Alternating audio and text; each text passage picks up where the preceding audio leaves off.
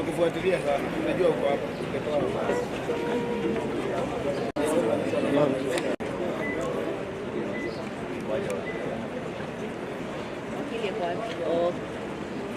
Good morning, everyone.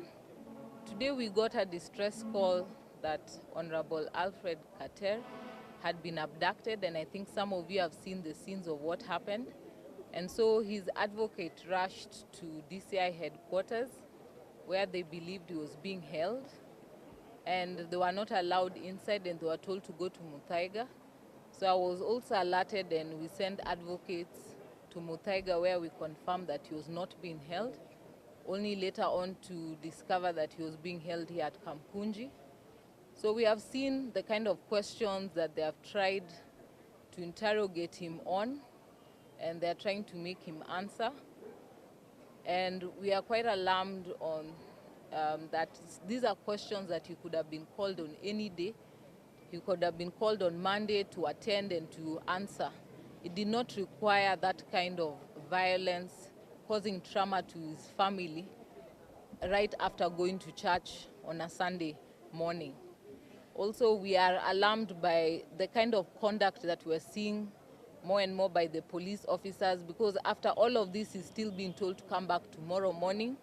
He has been summoned, and I've seen part of the things that they're alleging is incitement to violence. And so this is an honorable member that they could have called at any part of the day. And if they're still telling him to go back tomorrow and they have not released even his phone, so we are wondering what is the motive that they have. Or is it a story that they're trying to create and fix particular people within that story? So we'll continue to fight for justice, and we'll continue to support.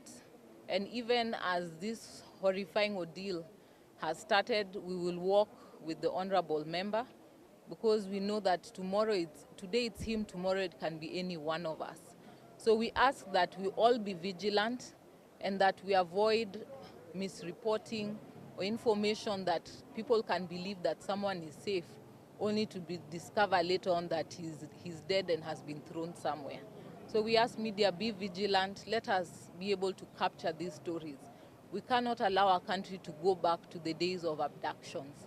We cannot allow, because of the history that we have had over time, to see more days coming back in this country. We enjoy a Bill of Rights in this constitution that is one of the most progressive.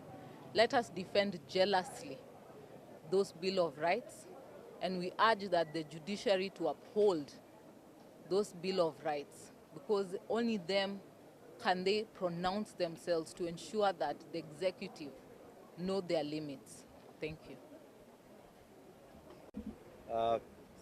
Thank you so much, members of the press and the leaders, His Excellency Mike Mbuvi Sonko, the former governor of Nairobi, together with the Member of Parliament Embakasi, Babu Wino, and the President of LSK, and all the other people who have come today. I want to thank you, because we had a very, very bad experience this morning. It happened immediately after church service.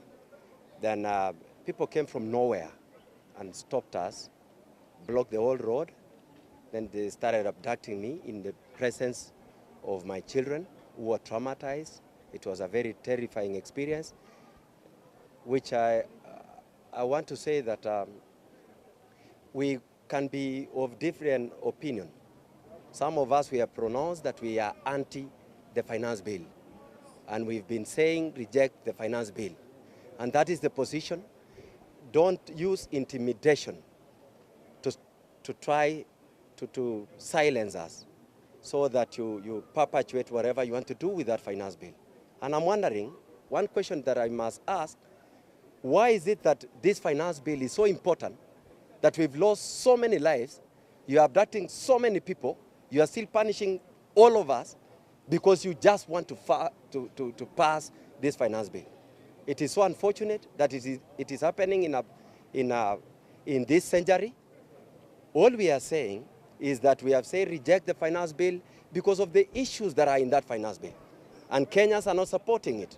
I don't know how long it will take for the leadership to understand that you cannot force us to have punitive taxation measures when Kenyans are living in abject poverty because of the cost of living, which has skyrocketed to high levels.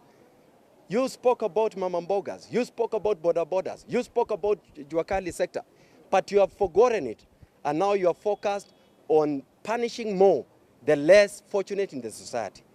You cannot intimidate us into silence. And I want to say I'm coming out strong. We will follow what whatever measures they want us to say. We were coming back tomorrow, or we come even the day after tomorrow. But one thing that I want to promise you, we will never be intimidated to silence.